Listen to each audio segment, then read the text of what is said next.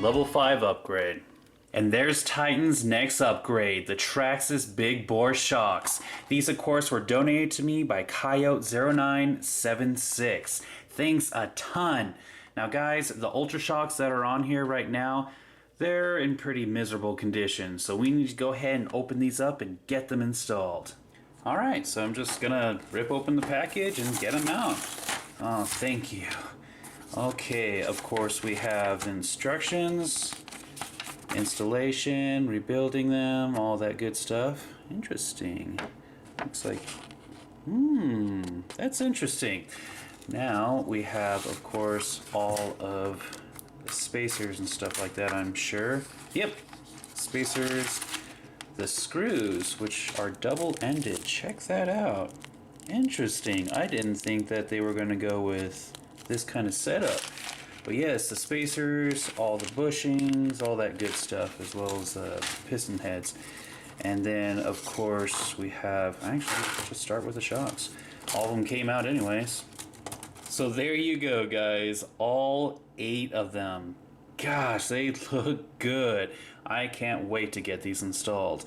All of them, of course, are empty. I'm going to have to fill them up. And Traxxas provides you with, of course, their shock oil, which is around 30-35 weight, more close to 30. But I don't think this is going to be thick enough, so I'm going to have to use a thicker shock oil, especially for the T-Maxx and how heavy it is. But either way, let's get these filled up and then get them installed. So in order to fill the shocks, I decided to go ahead and go with 40 weight. Some people suggest that you should go as high as 50. Some people suggest that even 30 is good, but I'm just going to go in between. If I don't like it, then I'll go ahead and go up to 50. But for now, 40 will have to do. So in order to fill it up, just going to go ahead and take off the shock spring as well as the shock spring brace. Set that off to the side. Unscrew the aluminum top. Set that off to the side. Then I'm just going to go ahead and fill it up halfway or so. Once that's filled up halfway, then I'm going to go ahead and push out the bubbles because I just do not want any of the bubbles in there. Then I'm going to fill it up some more and keep going until I reach right about there. That looks good. Now I'm going to make sure that there is absolutely no bubbles. So I'm going to work the piston a bit. And then I'm just going to go ahead and put it like that and let it sit. Alright, once the shock sits long enough where all the air bubbles come to the top and pop, I can go ahead and attach the aluminum shock cap. Just going to go ahead and screw it on there. And I'm going to hand tighten it. I don't want it too tight, otherwise it's going to mess up the bladder inside there. And there you have it. Nice and smooth. Now I can go ahead and put on the top shock spring brace, followed by the shock spring itself. Hold it down, and then we can put on the bottom brace. And now I just have to do that with the rest of the 7 shocks. And there you have it. All 8 shocks have been taken care of. Now I need to get them installed. So usually switching out the shocks for a Traxxas RC is a really simple process, but for the T-Maxx it's a little bit complicated. So let's go ahead and get this process started. The first thing I'm going to do, just for convenience, is remove all 4 of the tires by undoing the wheel nut that holds them on. With that taken care of, the first shocks I'm going to be replacing are the ones in the back. Now you might notice that these 2 screws on the top of the shocks in the rear behind the engine are completely blocked. Now you might think that you have to take the engine and gas tank out to get to them. That's not the case. In fact, what I'm going to be doing is removing the 4 screws that hold in the rear shock tower. Now if you're having a problem getting to the screws that are on the rear shock tower, one thing that you can do to help is remove the rear bumper. It's held on with 4 screws. We have 2 on this side and 2 on that side. For me, I'm going to be removing the bumper itself. It's held in with 4 screws as well. 2 on this side and 2 on this side. Now you can see with the rear bumper removed, I have much easier access to these screws.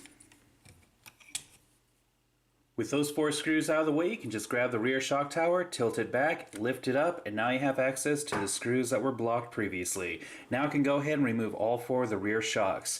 There's a screw on top and screw on bottom for each one. Now for the shocks in the rear, you'll notice that the screw on the bottom is blocked by the toe link. In order to access this one, all you have to do is remove the screw on either side of the toe link and then swing it out of the way. Once you remove all the shocks, it's time to go ahead and install the new big bores. Now there's one of 3 options you have in installing the top screw. The bottom screw is going to stay the same. However, the top one is a little bit more complicated. Now in the kit, they offer you these screws. What you're going to want to do is screw it into the shock tower about that much. Once the screw's in there, you're going to get one of these plastic bushings, shove it into the top of the shock cap, just like that, slide it onto the screw, and then you're going to use a 3mm nut to tighten it down, just like that. Your second option, if you have the screw, you can just go ahead and put a screw in there just like that and it'll hold it in place.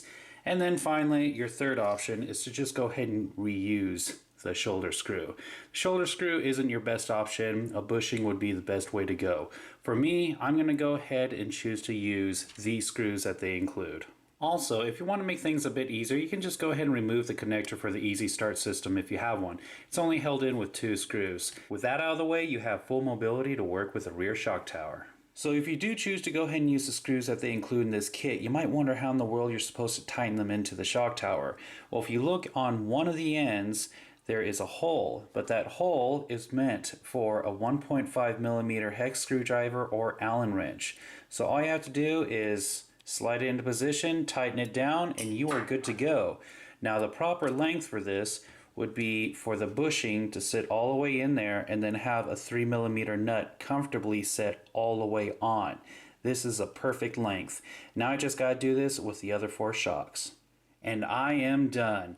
Now as you can see, the shocks can freely move. You do not want to tighten this nut or screw all the way down. If you do, just back it up a little bit so the shock can move and you should be good to go. Now the next thing I'm going to do is go ahead and reattach the Easy Start connector and attach the bottom of the shocks to the A-arm.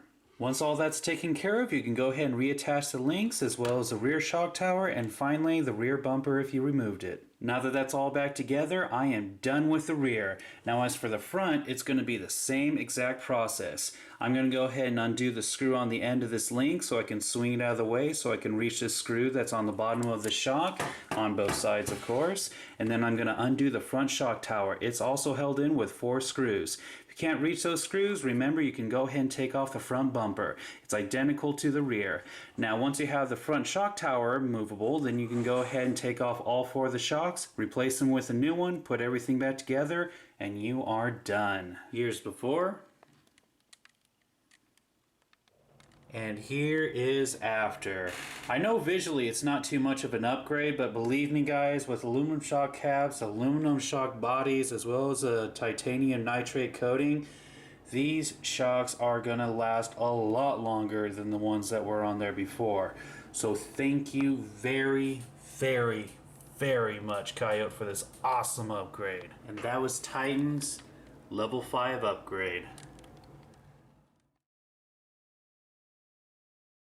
All 8 of them. Oop, come back here. Yeah, okay, this is actually kind of hard to hold on to.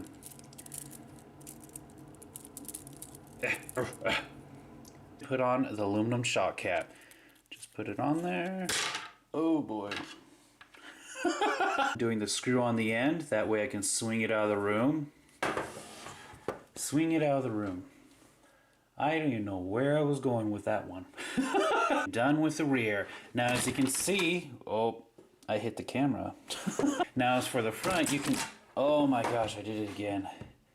I need a bigger desk. That way you can go ahead and swing it out of the way. And then for the front shock tower, oh my gosh, the RC is too big or the desk is too little. I'm not going to get a smaller RC, so I might as well go ahead and try to find a bigger desk. Because I just don't have any room. Front bumper is identical to the rear. And now when... Oh!